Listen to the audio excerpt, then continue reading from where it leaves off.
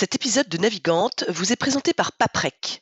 Depuis plus de 20 ans, le leader du recyclage et producteur d'énergie verte est un fidèle partenaire de la voile et a soutenu de nombreux marins, comme Jean-Pierre Dick hier et Johan Richomme aujourd'hui. En 2023, Paprec a été plus loin en donnant son nom à la Transat Concarneau-Saint-Barthélemy, rebaptisée la Transat Paprec. Une épreuve qui marque l'histoire de la course au large, puisque son nouveau sponsor l'a voulu mixte, une grande première. Un engagement fort qui s'inscrit dans la durée, destiné à donner aux femmes skippers une nouvelle place pour s'exprimer. Ce qu'elles ont d'ailleurs fait avec talent et pugnacité sur cette première édition courue en double mixte qui a donné envie à nombre d'entre elles de remettre ça en 2025.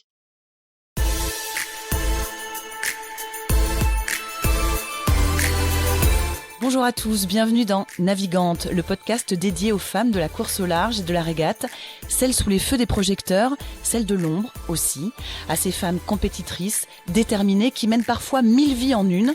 Elles vont vous raconter leur parcours, leur bonheur, leurs cicatrices, leur place dans le monde de la voile. Elles vont nous dire ce qui les anime encore et toujours. On va partir à la rencontre de ces navigantes très inspirantes. Navigante est produit par Tip & Shaft, le média des professionnels et des passionnés de voile de compétition. Tip & Shaft, ce sont 2 newsletters hebdomadaires en français et en anglais, des podcasts, des événements, des formations, un studio de production de contenu, ainsi qu'une plateforme de vidéos à la demande et un festival du film que vous pouvez retrouver sur tipandshaft.com. Je suis Hélène Cougoul et vous écoutez Navigante. Le pari était fou. Il y a 3 ans, Charline Picon, la double médaillée olympique de planche à voile, vient la sortir de sa retraite pour tenter d'aller décrocher une médaille aux Jeux, à la maison, en 49er FX, une des 10 séries de voile olympiques. L'idée est assez dingue. Charline n'a jamais navigué sur ce bateau, ni en double d'ailleurs. La Bordelaise, elle, n'a plus côtoyé le haut niveau depuis 5 ans. Oui, pendant ce temps, elle a eu 2 petites filles, Rose et Capucine, et s'est épanouie dans sa carrière de maîtresse d'école dans l'île de Ré. Pourtant, l'ancienne championne du monde de laser dit banco à l'appel de sa complice rochelaise. Peut-être parce que mon invitée a un petit truc à régler avec les jeux. Elle les connaît bien. Elle s'y est frottée 3 fois. En 2008, elle termine 5e au JO de Pékin en laser radial, 16e à Londres. Elle change de support et accroche la 6e place à Rio en 49er FX avec Aude Campan. La médaille, elle ne l'a jamais eue. Alors oui, banco, car l'occasion d'aller en chercher une à Marseille cet été est quand même trop belle. Les 2 mamas, comme elles se surnomment, repartent presque de zéro, malgré leur palmarès et leur expérience, mais à force de travail, de gamelle aussi, d'une organisation au cordeau, d'écoute, d'abnégation, d'entraînement et de places remarquées en compétitions internationales, elles viennent d'être sélectionnées pour aller représenter la France. La concurrence était rude, le chemin encore long avant d'aller décrocher le Graal. Mais même si c'est dur, ça reste un jeu, comme elle dit. Et puis cette fois, elle aura 2 petites filles derrière elle qu'on imagine très fières de leur maman. Et ça donne une énergie folle. Sarah Steyert est l'invitée de ce nouvel épisode de Navigante. Bonjour Sarah, tout va bien ? Oui, bonjour. Est-ce que tu nous racontes un peu où tu es là ? Eh bien, là, cette semaine, je suis à la maison. Voilà, on a une petite heure avant d'aller chercher les filles à l'école. Je suis entre 2 stages. C'est vrai qu'il n'y a pas si longtemps, on a appris la sélection pour les Jeux Olympiques. Un peu dingue et soulagée. Donc, il y a une dernière ligne droite maintenant qui s'offre à nous. Et, en effet, il y a un peu de travail. C'est intéressant ce que tu dis justement. J'allais te demander si c'était un soulagement. Évidemment, on sait que c'est un soulagement quand on apprend enfin qu'on est qualifié. La concurrence était rude. Les derniers mondiaux n'ont pas été à la hauteur de ce que vous vouliez avec Charline, qui disait beaucoup notre destin est plus vraiment entre nos mains. Vous l'avez reçu comment cette sélection ? Vous l'avez accepté comment ? Vous avez réagi comment quand vous avez su ? Eh bien, c'était vraiment un soulagement parce que c'est vrai que sortir de ce mondial avec une telle contre-performance, on était un peu au fond du trou, pour être très honnête, parce que c'est vrai qu'en ligne de mire, on a un peu notre objectif de médaille, donc en finissant aussi loin sur un championnat du monde, assez compliqué de se dire qu'elle est proche. Et puis ce championnat, il a été terrible de pas passer en roar et de laisser les cartes à nos adversaires directs pour aller effectivement chercher une performance. Donc voilà, beaucoup de soulagement. Je vais commencer avec ma question rituelle, Sarah. Si je te dis les femmes et la voile, la place des femmes dans la voile, tu me réponds quoi comme ça? Compliqué. C'est compliqué de répondre ou c'est la place des femmes qui est compliquée? C'est la place des femmes qui est compliquée, je trouve. Après, moi, dans mon parcours, ça n'a pas été simple. Notamment en laser, ça a été très compliqué. Pourtant, je naviguais quand même contre des garçons. Mais c'était compliqué de se dire que je pouvais être devant et qu'on pouvait être aussi championne d'Europe et que pour eux, c'était peut-être un petit peu plus difficile. Donc, il y a toujours cette comparaison où il a souvent été dit que le niveau féminin était en dessous du niveau masculin. Je crois que on l'entend aussi dans d'autres sports, hein, c'est pas que dans le nôtre. Donc, la place des femmes dans la voile, je trouve c'est de mieux en mieux, mais ça reste compliqué. Et toi particulièrement, qu'est-ce que tu as trouvé compliqué justement quand il dit c'était compliqué d'être devant eux? C'est quoi? D'accepter d'être devant eux, de se dire qu'on pouvait être devant eux sans se diminuer? Alors ouais, c'est ça. En fait, alors compliqué pour moi, non. En fait, je le vivais très bien. C'est compliqué pour les garçons de vivre qu'une femme puisse être devant. Et du coup derrière, ce sont les remarques qui sont dites, les jugements. J'ai entendu, voilà, c'est pas possible. Ta sœur, elle peut pas. Mon frère, ta sœur, elle peut pas être championne d'Europe. Le niveau, il doit être très bas. Donc ça, je l'ai entendu très souvent dans ma carrière. J'ai envie de dire que ça m'a forgé un sacré caractère et ça m'a permis d'aller faire cette carrière, j'en suis certaine. Maintenant, ce qui veut dire que j'entends encore souvent des jeunes femmes qui arrêtent parce que le climat est compliqué, le climat est difficile à vivre. Donc c'est par là que je dis que c'est compliqué. Maintenant, je le vis en tant que femme et en tant que maman.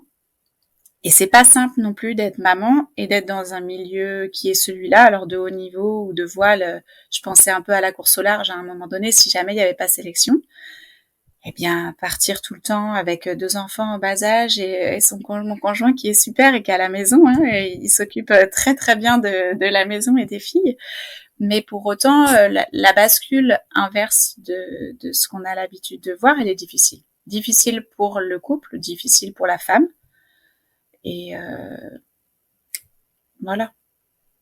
Bon, malgré tout, tu t'y emploies. Malgré tout, il y a eu ces titres. Malgré tout, il y a cette préparation olympique avec Charline. Évidemment, on va y revenir. Ça a commencé comment, toi, ton histoire d'amour avec la mer et avec la voile et allons-y avec la compétition. Eh bien, ça a commencé. J'ai vécu sur un bateau pendant 1 an quand j'étais petite. Alors moi, j'avais 4-5 ans et mon frère en avait 8, mon grand frère. Et puis on est rentré en France. On a atterri à la campagne dans les Deux-Sèvres. On allait tous les week-ends sur notre bateau. Et puis il s'est trouvé qu'on a déménagé vers Châtelaillon, à côté de La Rochelle.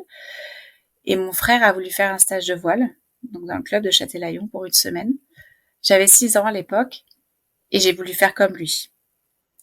Donc j'ai fait comme lui, sauf que j'étais toute seule dans un bateau, en optimiste, et mon frère dans un autre bateau, et que je fonçais dans tous les bateaux du port de Châtelaillon, et que mon bateau se remplissait d'eau, et que, en fait, je pleurais tous les jours. Mais tous les jours je pleurais, mais tous les jours j'y retournais. Donc il y avait quand même quelque chose d'un petit peu étrange. Et bien pire, 1 an après, quand mon frère veut s'inscrire au club de voile, je dis oui. Alors que je pleurais tous les jours. Et j'ai encore longuement pleuré, hein. Il faut savoir que j'ai eu peur de l'eau. J'ai même fait une crise d'angoisse à Londres en 2012. Donc c'est pour dire que l'histoire, elle a quand même duré longtemps. Puis quand je suis passée sur le 49er, je me suis dit que la peur de l'eau, il fallait que je la règle. Oui. Parce que sur ce bateau, c'était impossible de ne pas vouloir sauter dans l'eau parce que sinon il y a des blessures. Et il s'est trouvé que donc j'ai fait une technique de MDR, qui est une technique d'hypnose, hein, pour régler les petits traumas qui était pour moi un trauma. Et en fait, on est revenu sur ce stage de voile où je fonçais dans tous les bateaux et où mon bateau se remplissait d'eau et où mon frère n'était pas dans le bateau avec moi parce que finalement, ma conception du bateau, elle était un habitable, très safe, qui se remplit pas d'eau, qui est une maison avec mon frère et mes parents. Et là, tout avait été d'un coup déconstruit. Et on a travaillé là-dessus, on a fait 2 séances. Et puis derrière, il y avait plus de mur qui existait entre la mer et moi et je sautais dans l'eau avec grand plaisir. Donc, mon histoire, elle est assez rigolote. Je sais que je la raconte souvent à des enfants parce qu'il y a beaucoup d'enfants qui ont peur de l'eau, peur de ce qu'il y a dessous. Et comme quoi, je trouve que c'est un peu un exemple ce que j'ai vécu parce que malgré cette peur, j'ai continué. Je l'ai contourné pour trouver des moyens pour aller prendre beaucoup de plaisir. Sarah, ça paraît un peu fou quand même ce que tu racontes parce que des sports, il y en a plein d'autres. Hein. Alors oui, Ouais. je comprends bien que tu aies voulu faire comme ton grand frère. C'est souvent ça, on a envie de faire comme son aîné. Mais c'est quand même assez dingue d'avoir persisté dans ce sport-là quand même. Oui, j'avoue, c'est un peu irréel d'avoir continué dans un sport où finalement je pleurais. Alors, je pleurais souvent quand il y avait beaucoup de vent, pas forcément tous les jours, mais en fait, il y avait une telle ambiance dans le petit club de Châtelaillon avec mon grand frère qui était là et l'équipe autour et les autres enfants que j'y prenais aussi beaucoup de plaisir. Donc c'était vraiment sur des moments particuliers où il y avait trop de vent et je savais que je montais au pré et puis après il fallait partir au portant et là c'était angoisse à bord. Alors ça l'est plus hein, bien heureusement, mais d'ailleurs en laser j'adorais le portant donc c'était paradoxal, mais par contre dessaler me faisait peur. Et puis après j'ai contourné, j'ai travaillé en préparation mentale pour dire bah oui si tu penses au dessalage à un moment donné tu vas dessaler parce que tu penses qu'à ça. Donc j'ai trouvé des contournements. Puis arrivé sur le 49er, j'ai vu qu'il y avait un blocage. J'en ai parlé à mon préparateur mental, Eric Blondeau, à l'époque. Il m'a dit là, Sarah, je peux rien faire pour toi. Il faut que tu fasses de l'EMDR. Il faut que tu le règles parce que c'est urgent, quoi. Et en effet, et quel bonheur. À partir de quand, alors malgré cette appréhension-là, à partir de quand tu t'es dit je vais aller le plus loin possible et puis tiens, je vais viser les Jeux Olympiques. C'était quoi le déclic, le cheminement? Alors concrètement, c'est vrai quand j'étais au lycée déjà, j'ai qualifié la nation. Alors c'était il y a longtemps, hein, c'était pour les Jeux de 2004 sur un mondial à Cadix. Bon, là je me suis dit oh, bah tiens, il y a peut-être quelque chose à faire déjà maintenant, alors que j'y pensais pas du tout. Hein.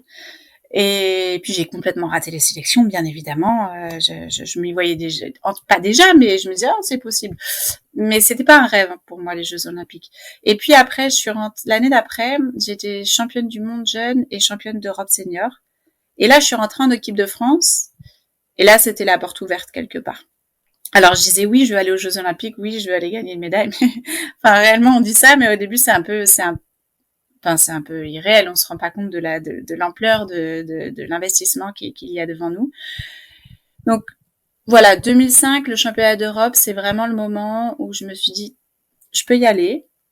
Et puis ça s'est construit petit à petit. Je pense que vraiment ce que je raconte, c'est que j'ai eu la chance dans mon parcours de pas avoir de transition très compliquée entre le haut niveau jeune et le haut niveau senior. Je suis vite passée du jeune à senior. Je suis vite rentrée en équipe de France. J'ai vite eu des titres et des podiums. Donc l'accès aux Jeux Olympiques, finalement, il s'est fait un petit peu dans la continuité. Et puis je vais chercher ce titre en 2008 à 6 mois des Jeux. Et là c'est pour moi c'est incroyable aller chercher un titre sur une sélection avant les Jeux, comme ce qu'ont fait les garçons cette année en 49ers. C'est la plus belle manière de se sélectionner. Il faut peut-être aussi rappeler à nos auditeurs que en laser, que ce soit en laser chez les garçons ou laser radial chez les filles, c'est quand même souvent là qu'on trouve les flottes les plus importantes. C'est pas rien d'aller chercher un titre de championne du monde dans cette flotte qui est si dense, qui est si intense. Ça rend fort à quel point justement de se dire qu'on est champion du monde. Eh bien, j'étais sur un nuage. J'étais franchement sur un nuage. Je l'ai préparé vraiment très très bien. Toute la sphère qu'il y avait autour de moi avec François Lecastrec à l'époque, avec Pascal Lacoste, avec Lionel Pellegrino, François Husson sur La Rochelle. Tous les entraîneurs autour de moi m'ont vraiment aidé à y arriver. Pour moi, à cette époque-là, j'avais vraiment la difficulté, par contre, de gérer de gérer les relations avec justement les autres athlètes qui sont en sélection, notamment avec Sophie de Turckheim à l'époque. Et c'était une des plus grandes difficultés que j'ai beaucoup travaillé avant le championnat du monde, où j'ai pu me concentrer que sur moi. Mais pour la petite anecdote, je suis arrivée en Nouvelle-Zélande, j'ai loué un bateau qu'Alain Champy m'avait dit de louer, et j'allais sur l'eau, et c'était dur, et j'étais collée, mais vraiment, j'allais vraiment beaucoup moins vite que tout le monde autour de moi. Après, on est parti en vacances en Nouvelle-Zélande avec mon conjoint qui tous les jours m'a dit c'est toi ma championne, t'es championne du monde, c'est toi ma championne. Et moi je disais mais j'avance pas, ça va pas le faire. Et en fait, je pense qu'il l'a tellement répété tous les jours. Je suis arrivée au mondial, donc on a la chance au mondial d'avoir des bateaux qui sont tout neufs, tirés au sort. Et là, c'était le jour et la nuit, donc je pense que je me suis entraînée un peu comme au volleyball où on change de ballon et on prend un medicine ball pour faire des passes. Tout est un peu plus difficile, et bien là, c'était pareil avec le laser. Et finalement, tout était beaucoup plus facile, et le championnat s'est très très bien déroulé jusqu'à la fin.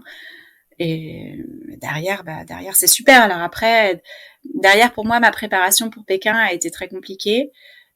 Donc c'est vrai qu'aujourd'hui, je sais que c'est une médaille que j'aurais pu avoir, qui était tout à fait à portée de main. Il s'est passé un nombre de choses incroyables et compliquées, moi, à l'image un peu de ma carrière. Et ben effectivement, la médaille, elle est pas là.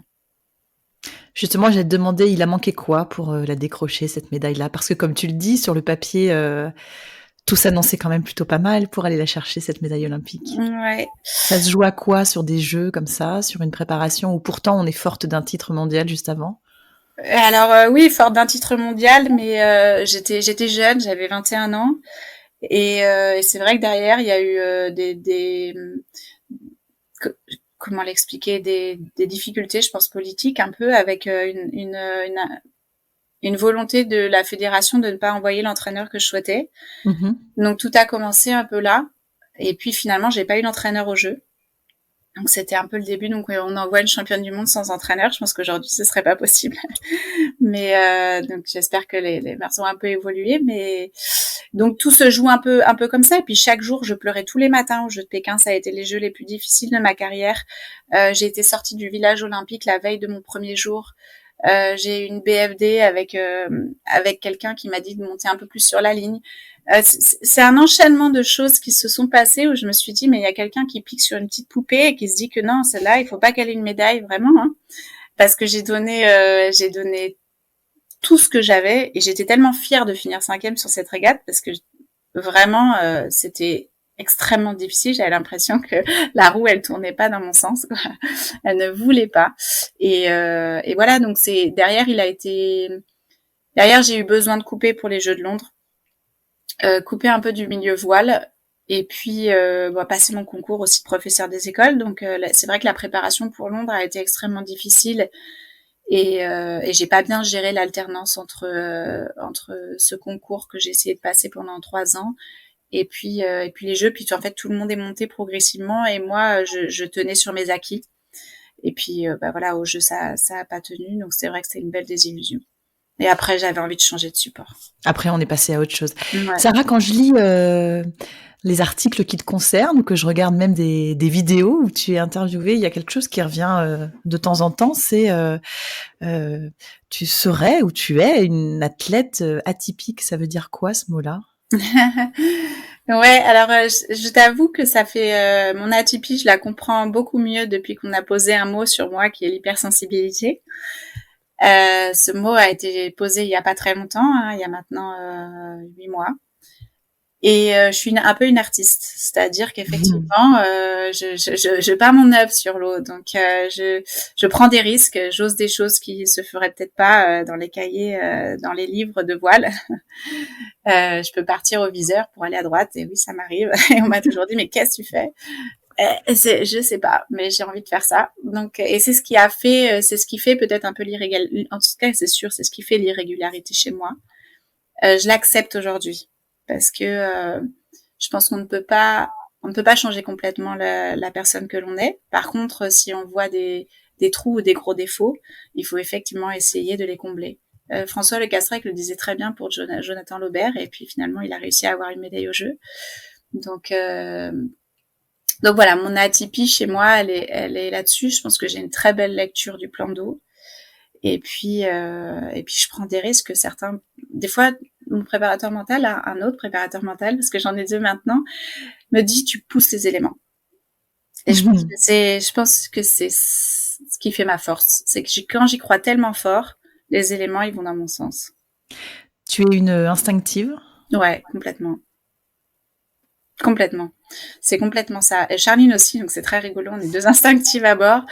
Après, il faut bien ramener un petit peu de rationnel dans tout ça, bien évidemment, et prioriser. C'est ce qui, c'est pour moi le rôle de l'entraîneur, c'est toujours nous ramener à des choses factuelles et mettre des priorités là où je pourrais un petit peu partir dans tous les sens. J'ai un peu une arborescence autour de moi et puis il y a des fois je sais pas faire des choix.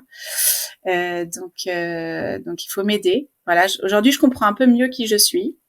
Je comprends mon fonctionnement et je comprends les besoins que j'ai, enfin les besoins que j'attends des personnes autour de moi pour m'aider justement dans ces difficultés.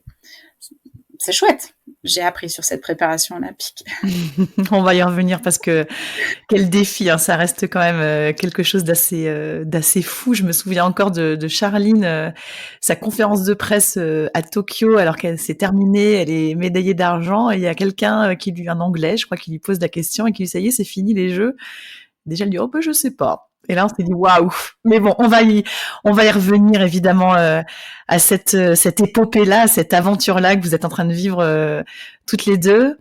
Il y a Londres, donc tu en as parlé, cette grosse déception londonienne, ce break, les études, le concours, et puis le changement de support pour Rio. Ça dit quoi quand même de toi, de l'athlète que tu es aussi, d'arriver à comme ça changer de support et puis aller chercher une 6e place quand même en finalement si peu de temps, parce que là on passe d'un support solitaire qui n'a rien à voir à un support en double qui est quand même on ne peut plus volage. Ça dit quoi de je sais pas, de ton amour des défis ou de l'athlète que tu es? Eh bien, surtout ça a dit que j'avais envie de partager depuis le début. Alors à côté de la voile, tu disais tout à l'heure pourquoi la voile. À côté, j'ai fait beaucoup de sport co. En tout cas, j'ai fait beaucoup de volleyball jusqu'au lycée. Et à un moment donné, il a fallu faire un choix. Donc, j'ai fait le choix de la voile. Et j'ai fait le choix de la voile. Pourquoi ? Parce que, en fait, à un moment donné, on m'a demandé après l'optimiste qu'est-ce que je voulais faire. Je voulais continuer à barrer, mais j'aurais bien voulu faire de l'équipage. Sauf qu'à côté, j'avais une équipe. J'étais capitaine de mon équipe en volley. Et je me disais, je peux pas laisser, finalement, voilà, si un week-end, je dois faire une course en bateau, je vais prendre la décision, je laisse déjà une équipe de côté. Et à l'inverse, si je dois aller faire un match de volleyball et que je dois laisser encore de l'autre côté quelqu'un, je l'acceptais pas. Donc, je me suis dit, fais du solitaire, comme ça, tu seras, voilà, décisionnaire. Au pire, il y a le volley, tu les laisses, mais tu sais. Donc, je m'étais dit, fais-toi ton parcours individuel et un jour, tu reviendras au partage. Et si tu auras construit tes bases, parce que je me sentais pas forcément très forte, en tout cas, comme je suis une instinctive, j'avais plein de choses à travailler, j'avais plein de choses à apprendre, et je m'étais dit, je suis pas encore prête pour le binôme sur l'eau. Et pour être très honnête, ce bateau, qui est le 49er, depuis que je fais du laser, il est incroyable. À chaque fois, je le regardais à la SOF et je me disais waouh, mais j'aimerais tellement en faire. Donc c'est vrai que quand il est arrivé pour Rio, à un moment donné de ma carrière où en laser, j'arrivais un petit peu au bout. Je me suis dit c'est banco, c'est parti. Alors la difficulté, c'est que derrière, il a fallu que je déménage, mon conjoint qui me suit pas. Bon, ça a été une autre affaire, mais effectivement, si tu veux, ce bateau, il est tellement kiffant que tous les sacrifices qu'il y avait à faire autour, je les ai faits. Et j'étais prête encore à les vivre. Parce que c'est vrai qu'une carrière, c'est long. À un moment donné, on peut avoir des hauts, des bas. Il faut savoir que partir en permanence à l'autre bout du monde pendant 4 ans, eh bien c'est vrai que c'est un paquet de sacrifices. On vit pas tout à fait la même vie que les autres. J'avoue qu'après, j'ai posé mes valises et ça m'a fait tout bizarre de plus faire un sac pendant 5 ans. Mais ou en tout cas, pas que pour moi. Mais le défi, il était trop beau. Donc j'ai quand même mis 1 an parce que j'ai dû travailler après Londres. Donc j'ai dû finir mon cursus après mon concours. Donc j'ai fait mon année de stage. Et puis j'ai attaqué 1 an après, un peu en retard. Mais on a mis les bouchées doubles pour préparer le championnat du monde qui avait lieu à Marseille en septembre avec Benjamin Bonneau. et Julie Bossard à l'époque. Donc on a fait 4 mois de 49er à fond. Et puis on va décrocher une troisième place. Donc incroyable. Voilà. Donc là on était à 3 ans des Jeux. Et puis derrière, il y a eu des hauts, des bas. Enfin, on a quand même gagné Miami suite à ça l'hiver d'après. Puis avec Julie, les complications ont un petit peu commencé à arriver dans notre équipage. Il y a eu une blessure et ensuite ils ont mis un système en place de changement d'équipière et de barreuse sur les bateaux. Et donc j'ai changé d'équipière et j'ai fini la préparation olympique avec Aude Compan. Donc c'est vrai que c'était encore un nouveau défi de changer d'équipage à presque 1 an des Jeux.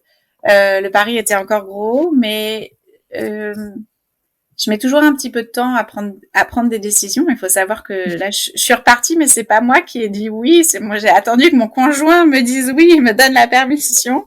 Donc les choix dans ma vie sont difficiles à faire parce que je me rends compte aussi de ce qui se joue autour de moi.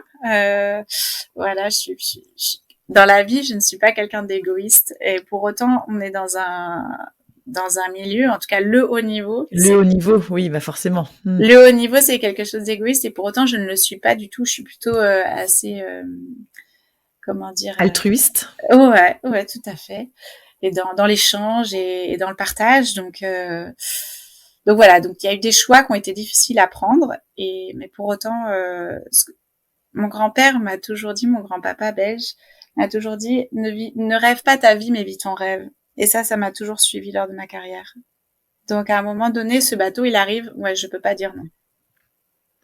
Et puis, en plus, tu t'es installée à Marseille, si je ne m'abuse, ce qui va quand même bien servir pour cet été, de connaître par cœur le plan d'eau. Ouais, complètement. Alors, je crois qu'il a bien changé un peu l'été, parfois. Enfin, je pense que depuis en 5 ans, avec, je sais pas si c'est le changement climatique ou quoi, mais il y a effectivement des étés qui sont un peu plus particuliers, mais je le connais très, très bien.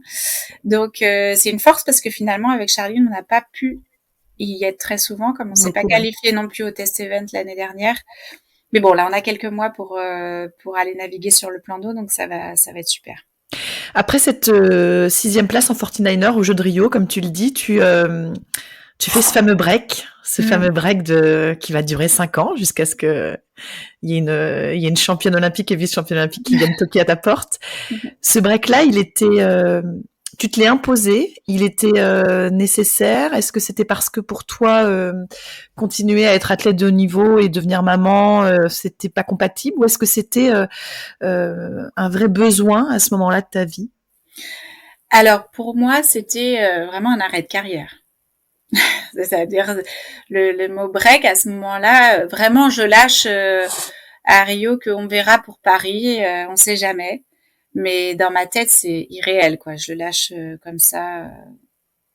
Pourquoi pas? Mais je réalisais pas l'ampleur de ce qui allait m'arriver derrière. Avant Rio, j'avais besoin d'arrêter ma carrière. C'était un besoin. J'étais fatiguée des déplacements. C'était incroyable. Mais médaille ou pas médaille, il était temps pour moi quelque part de rentrer à la maison, de rentrer chez moi avec mon conjoint et de consacrer plus de temps à la famille. Donc le projet de maternité, il était là depuis très longtemps de mon côté, pas forcément de mon conjoint, donc on a pris le temps d'être prêts tous les deux. Et Tokyo, j'étais pas prête à repartir en fait pour des déplacements aussi longs avec du décalage horaire. C'était voilà, Tokyo, c'était voilà, je suis arrivée à ma fin. Alors c'est vrai que j'étais à la fois un peu déçue après Rio parce que cette 6e place, je pense que c'était le début d'une belle aventure avec Aude qu'on n'a pas pu continuer. Mais c'était plus un choix là personnel et avec mon conjoint qui était nécessaire. Donc j'ai eu aucun regret de pas faire cette préparation olympique. Et bien sûr des déceptions de pas avoir la médaille encore une fois et peut-être pour la dernière fois. C'est vrai que cette 6e place, elle était encore un peu amère, mais à partir du moment où on avait donné tout ce qu'on pouvait donner, qu'on avait navigué à 100% de nos capacités sur ces Jeux Olympiques, on ne pouvait pas regretter. Il y avait plus fort que nous à ce moment-là. Donc, il faut aussi accepter de perdre. Cette fin de carrière, puisqu'évidemment à ce moment-là, on ne dit pas break. Elle t'apporte quoi devenir maman, te retrouver aussi avec des petits à l'école. Bon, évidemment, on passe quand même un peu du tout au tout. Oui. Déjà, comment on arrive à basculer, à reprendre une vie, alors je vais mettre des guillemets à ça, mais à une vie normale, en tout cas, comme nous, communs des mortels, qui ne sommes pas athlètes de haut niveau. Comment on arrive à trouver ses marques, en fait, finalement? Écoute, ça a été plutôt assez facile. Assez facile parce que dans ma carrière, après chaque Jeux Olympiques, finalement, je suis vite retournée à la vie normale, effectivement, comme tu veux bien dire. Et puis, je suis avec quelqu'un qui vit un peu dans cette vie normale, même s'il est musicien et que il comprend ma passion et il est conscient que je dois vivre de ça, mais la vie normale, elle était finalement bien accessible. Là où il y a eu vraiment le déclic pour moi, c'est à l'arrivée de ma deuxième fille. Je crois qu'à l'arrivée de la première, j'ai tout consacré pour elle. Pendant 2 ans, voilà, pour moi, concevoir un enfant, c'est s'en occuper vraiment très très souvent. Voilà, là, tu vois, c'est plus du tout le cas parce que je suis partie quasiment 2 semaines et demie par mois. Mais c'est vrai qu'à l'arrivée de la deuxième, il s'est passé un truc où déjà j'ai bien senti qu'elle était très très koala, donc j'allais vraiment en baver, ce qui est le cas. Et je me suis dit, alors il faut savoir que Charline quand même m'a contactée entre mes 2 grossesses pour me dire qu'elle avait lancé un ragot comme quoi on avait migré ensemble en 49er pour Paris. Donc je pense que elle est sympa, elle te prévient du ragot lancé. Ouais, elle me prévient du ragot lancé, donc j'avais vraiment complètement coupé avec la voile. Alors, il faut savoir que j'ai eu aucun contact. J'ai quand même, par contre, j'avais quand même, avec Clément Pékin à l'époque, on avait essayé d'avoir un 49er sur La Rochelle. Donc quand même, j'avais quand même lancé un peu le truc en me disant, bon, on sait jamais, si je reprends, on pourrait faire quelques nappes de temps en temps, que je reprenne un petit peu les pieds sur le bateau. Mais voilà, donc en 2019, elle m'envoie ce message, je dis ah ouais, et puis voilà, on en reste là. Et moi je dis bah écoute, moi je suis en train de lancer mon deuxième enfant, donc on en rediscute quoi. Et donc quand ma petite est arrivée, il y a eu un déclic où je me suis dit mais là j'ai besoin d'air, j'ai besoin de retrouver la femme telle que j'étais avant d'être maman. Voilà, donc tout simplement, à la fois de leur montrer celle que j'étais, parce que finalement celle qu'elles voient maintenant, c'est pas celle que j'étais avant d'être maman. Et finalement, la voile et la compétition, c'est quasiment toute ma vie. Et donc j'avais ce besoin, je crois que c'était un besoin viscéral. Tu vois, à 6 mois Capucine avait 6 mois, je suis retournée au club de voile de Châtelaillon pour faire la planche à voile. Tu vois, j'avais juste un besoin de retourner dans l'eau, de retourner sur l'eau, de retrouver un peu mes marques avec mes racines. Et après, se lancer dans un projet olympique, c'est encore une autre étape. C'est un peu autre chose quand même, bien oui. Ouais, c'est un peu autre chose. Et donc, il s'est passé l'été, Charline me relance. Enfin non, me relance pas avant les Jeux, mais elle me relance peut-être 1 an avant. Et puis se passent les Jeux, et je me souviens très bien regarder la médaille de Charline toute seule dans ma chambre. Les copains étaient plus loin, et je disais, oh, c'est incroyable, c'est incroyable. Ah non mais c'est incroyable. Mais je n'arrivais pas, et pour autant ça faisait déjà quelques semaines que mon conjoint me voyait réfléchir, qu'on en discutait, et tant que lui me disait pas mais Sarah vas-y fonce, c'est ta dernière opportunité, c'est une opportunité en or, t'en auras pas d'autre. Parce que clairement un projet olympique, enfin en tout cas en voile avec des Jeux olympiques à l'étranger où on doit vraiment aller passer du temps sur un plan d'eau. Marseille, c'est quand même plus proche, c'est quand même beaucoup plus facile au niveau des placements. Donc Tokyo ou les prochains Los Angeles, je m'imaginais pas, je le voyais pas le projet. Alors que là, Paris, ça pouvait être réalisable. Alors par contre, très honnêtement, j'avais pas du tout conscience de l'ampleur de ce qui allait m'arriver derrière. Ça a été une évidence de dire oui à Charline, parce que Charline, elle a sa petite Lou. Toi, t'as tes 2 filles. Donc là, on est vraiment dans le gang des mamas, comme vous vous appelez. Là. Repartir avec des petites comme ça, c'est... Alors, on comprend bien ce besoin viscéral, tu l'as très bien décrit. Mais de se lancer, de franchir le pas, ça a été une évidence? Dans ma tête, c'était une évidence. De le dire et de le faire, c'était compliqué, comme je l'ai expliqué par rapport à mon conjoint. Donc, il m'a vraiment fallu que lui dise oui, parce que c'était plus un projet comme à l'époque, quelque part seul, même si on a un conjoint. Là, on engage... Enfin, la vie de mon conjoint a totalement changé sur ces 3 dernières années parce que je ne suis plus là. Donc, c'est notre vie de famille qui change. Toute notre vie de famille est tournée autour de ce projet-là.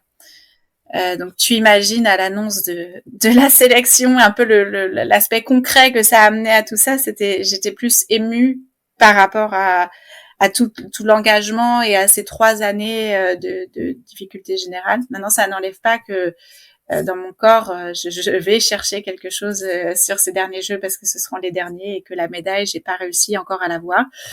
Et donc c'était pour moi une évidence de faire ce projet-là avec Charline. Oui.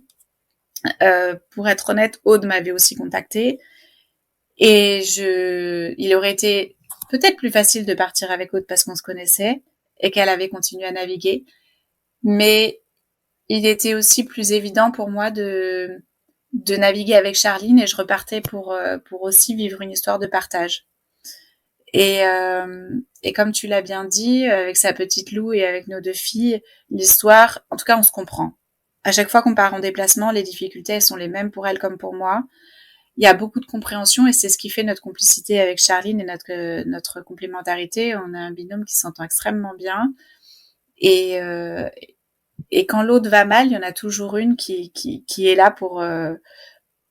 qui est solide, quoi. Je sais pas comment exprimer. On n'est jamais en même temps, mais par contre, il y en a toujours une qui tient la baraque.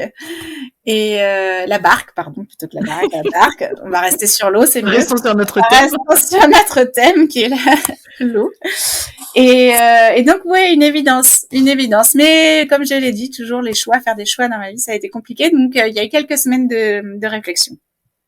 Quand je dis que, alors là encore, hein, je mets de gros guillemets, que vous êtes presque reparti de zéro, ce qui est pas vrai, bien évidemment, mais Charline découvrait le bateau, découvrait le double. Toi, tu renouais avec le haut niveau après 5 ans.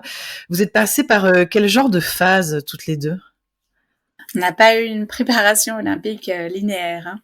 On est passé par quel genre de phase? Alors la première, c'était bon, ok, d'accord. Bah, je lui ai dit, on essaye quand même. Parce que on veut se lancer, mais peut-être que le bateau, tu vas pas l'aimer. Donc, la première phase, ça a été pour moi de me dire, est-ce que je sais encore mettre à l'eau et est-ce que je sais encore naviguer et emmener Charline qui ne connaît rien, sachant que moi, j'ai arrêté pendant 5 ans. Alors, on dit c'est comme le vélo. Oui, c'est comme le vélo, mais ça reste un 49er. Donc, je lui ai dit, écoute, on va essayer dans des conditions clémentes et avec une sécurité à marée haute, à La Rochelle, tout. Voilà, ça a commencé comme ça.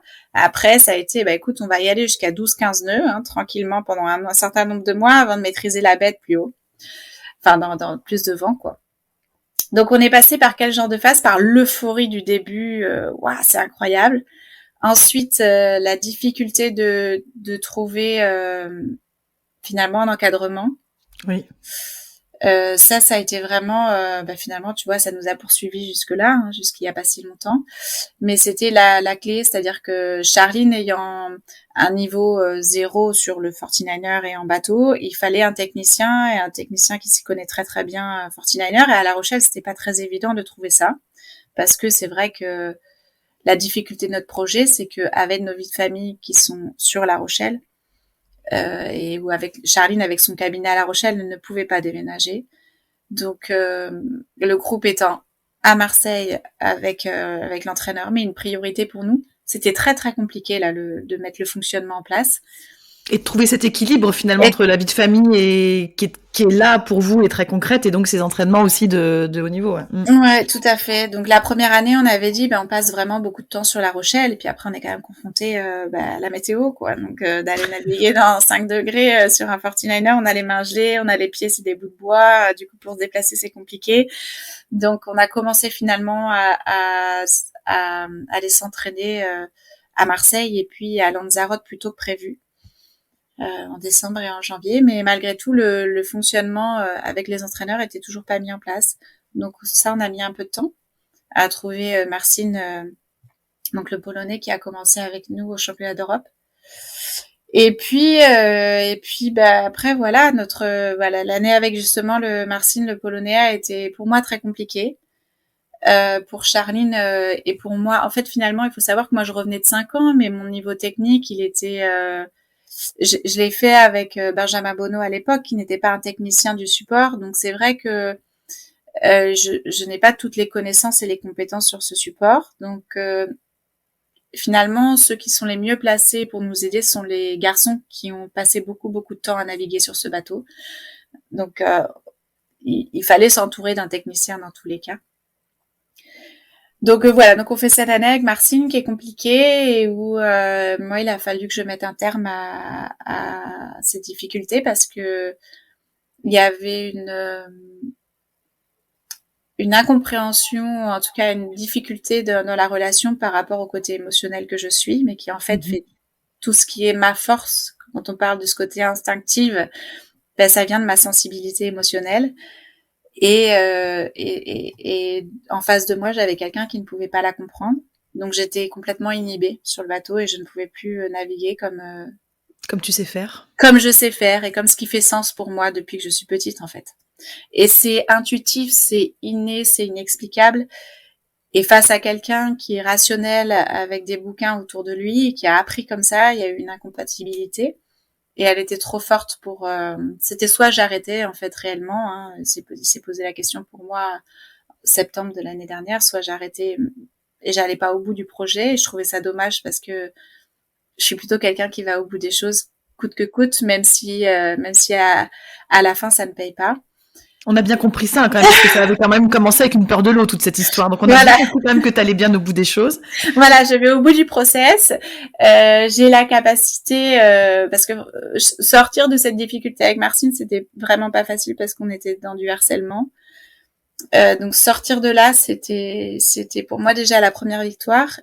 Et pouvoir sur ce championnat d'Europe à Villamoura montrer que j'avais raison et que je me connaissais plus que ce que les gens autour de moi pouvaient penser. Oui, ça, je peux paraître fragile parce que je peux beaucoup pleurer, parce que il y a beaucoup d'émotions qui sont en moi, mais pour autant, je sais aller chercher les ressources pour y arriver.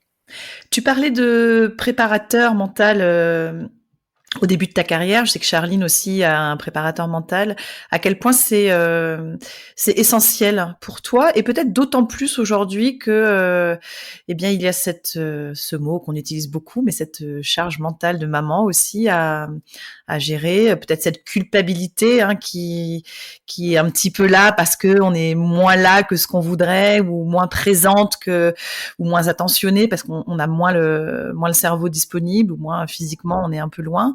À quel point c'est important et essentiel, en fait, c'est un pilier essentiel. Mais peut-être que je me trompe. Hein. Non, c'est tout à fait, t'as tout à fait raison. Alors après, finalement, je les ai pas tant utilisés par rapport à cette difficulté-là.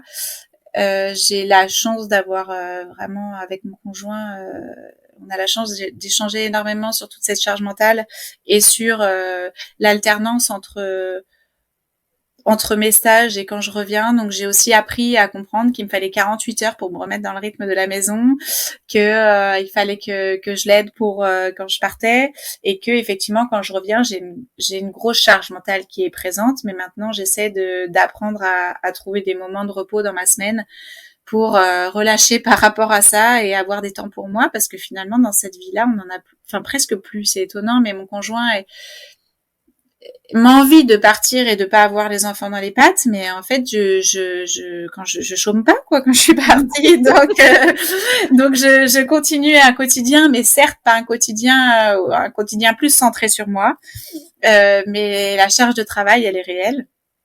Et quand je reviens, il y a de la fatigue. Donc, c'est surtout ça qu'il y a à gérer. Donc, la préparation mentale, je t'avoue qu'elle m'aide surtout vraiment pour ce qui se passe sur le bateau. Et le deuxième préparateur mental qui est arrivé en juin de l'année dernière, dans la période compliquée avec Marcin, et là, c'est vraiment... il est arrivé vraiment au bon moment, parce que c'était au moment où on a nommé l'hypersensibilité chez moi et où certains, ça les soulage. Et moi, c'était pas du tout un soulagement vu la difficulté avec Marcin et ce qui venait percuter en fait dans ce que j'étais. Donc j'ai quelqu'un qui travaille sur l'inconscient et qui m'aide à encore mieux me comprendre mais c'est génial parce que finalement aujourd'hui dans ma vie de tous les jours je sais comment je fonctionne.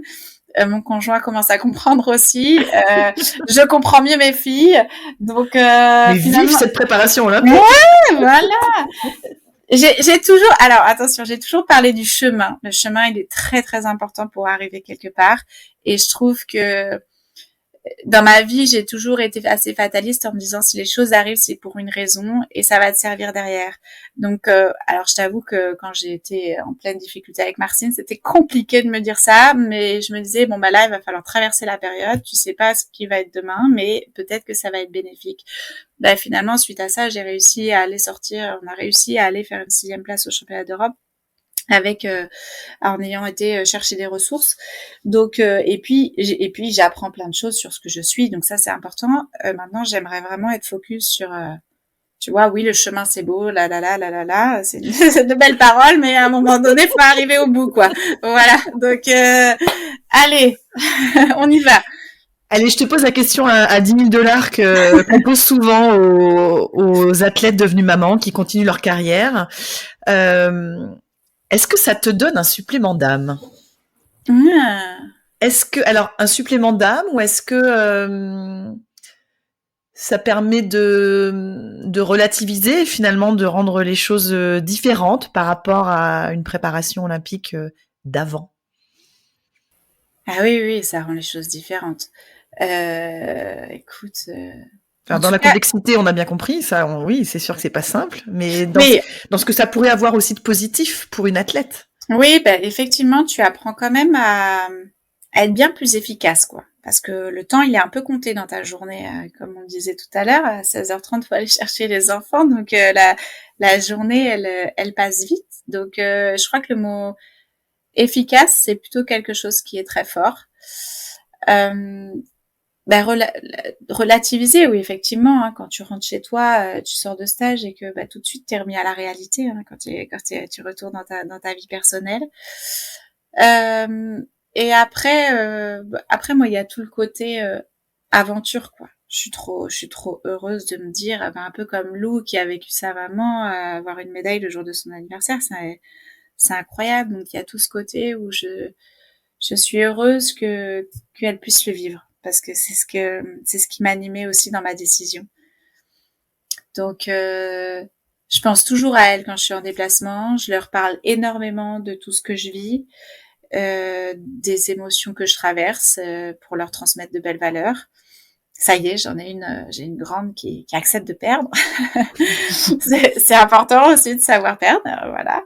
Donc ça apporte un petit supplément et je trouve ça riche de combiner les deux. En tout cas, je trouve que je leur transmets vraiment beaucoup de choses et sans ce projet-là, ça aurait été forcément différent. Ils vont ressembler à quoi les mois qui vous séparent maintenant de la première régate à Marseille pour les Jeux? Et là, c'est la dernière ligne droite. Donc, alors, plutôt que de le voir comme, tu vois, une course folle jusqu'aux Jeux Olympiques, parce que c'est vrai que le planning, il est très dense. Moi, je suis en train de le voir comme, ben voilà, de toute façon, on a 2 ans d'expérience toutes les deux. On est au niveau auquel on est aujourd'hui, mais avec un bagage qui est toutes les deux très fort. Et ce qui est important, c'est de mettre à profit tout ça, quoi. Et de prioriser sur les 4 mois qui seront là. Parce que finalement, on peut aller se perdre dans la recherche de matériel, on peut aller se perdre dans une autre ligne droite, je sais pas laquelle, mais il va falloir prioriser parce que le temps il est compté, que les sélections se sont quand même terminées assez tard et que Marseille et les Jeux Olympiques, ça se joue aussi sur plein d'autres éléments que c'est pas une course de c'est pas une course de 100 mètres en athlée ou en natation. Il y a tellement d'éléments, tellement de facteurs qui peuvent faire qu'on peut être championne olympique. Et il y a de très belles surprises aux Jeux Olympiques, donc j'espère qu'on sera toutes les deux une très belle surprise. En tout cas, ce serait incroyable. Ça voudrait dire quoi d'aller décrocher cette médaille? Ouais, bah alors là, je vais fondre en larmes. Ouais, ça voudrait dire tellement. tellement pour moi dans mon parcours. Mais ce serait complètement fou. Franchement, je sais même pas si j'aurais des mots pour si vraiment on décroche quelle que soit la médaille. Alors on va chercher la plus belle, hein. Mais voilà, ce serait dingue, ce serait dingue, ce serait dingue, ce serait beau avec Charline, ce serait beau pour la famille, ce serait beau pour moi et ma carrière. Ce serait incroyable. Je sais, j'ai pas d'autres mots. Ce serait fantastique. Bah, c'est tout le mal qu'on vous souhaite à toutes les deux, parce que votre pari, il est quand même, il est un peu barré quand même sur le papier, et voilà, c'est en cours, et maintenant, bah, il y a plus qu'à, et vivement vivement le début, en fait, vivement cette première manche à Marseille. Merci beaucoup, Sarah, d'avoir été l'invitée de Navigante. Sarah, l'hypersensible, ça te va bien, ça? Ouais, j'ai bien compris. Non, je suis hypersensible, effectivement. Donc, ça me va très bien. Mais merci à toi. Merci. Et bons Jeux Olympiques, surtout. C'est gentil.